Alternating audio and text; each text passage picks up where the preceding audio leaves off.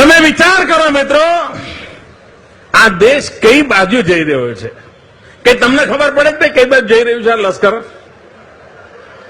ગુજરાતમાં બધાને ખબર પડે, હા વિકાસ થઈ રહ્યો છે, આ થઈ રહ્યું, પેલું થઈ રહ્યું. અને દિલ્હીમાં તમે વિચાર કરો, આખો દેશ કાળું નાણું પાછું લાવો એના માટે મક્કમ છે કે નહીં? આ કાળું નાણું વિદેશમાંથી પાછું આવવું જોઈએ કે ના આવવું જોઈએ? આ કાળા બજારિયા ને કાળા ધંધા ને કાળા કામો બંધ થવા જોઈએ કે ના થવા જોઈએ? દેશ આખો કહે છે કાળું નાણું બંધ થવું જોઈએ. બાબા રામદેવ એમ કે છે કે કાળું નાણું બંધ કરવા માટે 1000ની નોટો રદ કરી નાખો. જેમણે ઘરોમાં 1000ની નોટોના થપ્પા લગાયા હોય, રાતોરાત એની નોટો રદ કરી નાખો, બધું પોલ બહાર પડશે. આવી માગણી કરી છે ને રામદેવે, બાબા રામદેવે કરી છે ને. 1000ની નોટો રદ કરવાની માંગણી કરી. આ ભારત સરકારે શું કર્યું? પાવલી રદ કરી.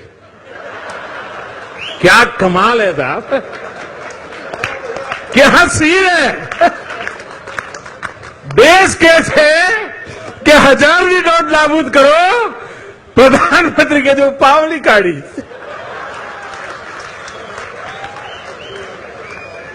ચમનની મિત્ર એમને ઈરાદો કેવો છે એના દર્શન કરાવે છે.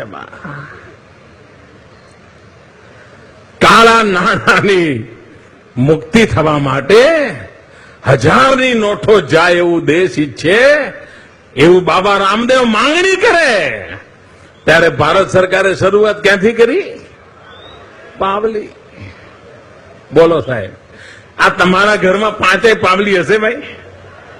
કોંગ્રેસમાં અમને નથી કહેતો, ત્યાં હોય બી ખરા.